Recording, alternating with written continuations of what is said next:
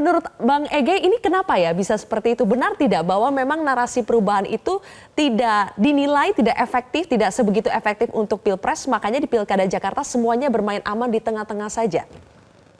Ya, Sylvia dan para pemirsa, Sam juga yang mulai senyum-senyum, kan nggak ada lagi narasi perubahan yang tertinggal di pasangan-pasangan ini gitu.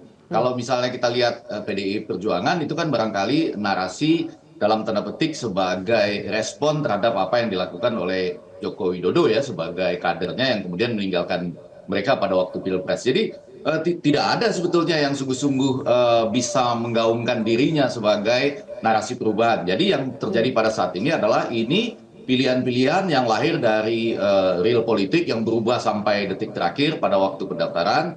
Namun ada catatan agak penting saya sedikit ya menyambung tadi Iwan dan juga Zilvia. Kalau Ya. kita agak mengharapkan misalnya ya atau membayangkan bahwa calon independen ini angkanya kecil ya seperti tadi yang dibayangkan oleh Ridwan, maka prediksi saya pada hari ini 24 September Pilkada DKI Jakarta akan satu putaran loh. Kalau mereka nggak bergerak tuh dari angka 3 sampai 4%, ya kan siapapun yang menang nanti akan ada di angka 50% plus satu.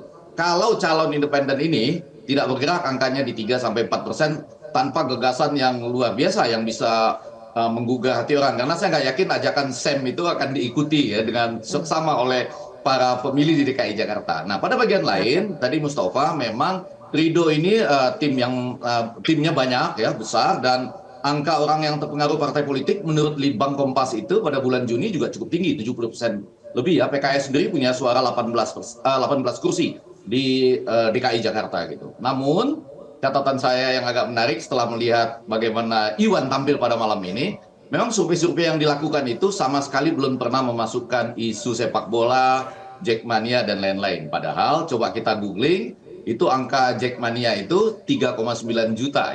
Jadi Anda bisa bayangkan, Sylvia terkait lagi dengan peristiwa tadi malam, ada hasil 2-0, ada sedikit geger-gegeran di sepak bola gitu ya. Dan kemudian kalau ditelusuri ke belakang, saya rasa saya termasuk orang yang suka dengan langkah-langkahnya Bang Ridwan Kamil misalnya, tapi dia akan mengalami sedikit kesulitan itu untuk masuk dan walaupun waktunya masih ada Mustafa ya untuk masuk ke Jackmania. Jadi selain berebut pengaruhnya Anies dan pendukungnya juga harus berebut pengaruhnya Jackmania, begitu ya Ya, Bang RG? kalau boleh tiga ya, Abah Anies, suara Abah Anies, yang kedua tentu saja PKS sendiri ya, yang Iya. mungkin tidak mudah juga untuk langsung masuk ke salah satu kubu atau salah satu pasangan, dan yang ketiga ya, jangan pernah melakukan survei di DKI Jakarta dengan nirbola sama sekali ya. Anda tahu secara nasional kita ada euforia sepak bola, dan Oke. ini adalah sebuah post-truth yang sudah berlangsung begitu panjang antara Jackmania dan Boboto atau Viking itu. Jadi Baik. hal-hal yang perlu kita damaikan ke masa depan, tapi belum tentu bisa terselesaikan dengan pendekatan-pendekatan yang khusus mungkin bisa dijembatani sampai Oke. 27 November tahun ini. Jelajahi cara baru mendapatkan informasi. Download Metro TV Extend sekarang.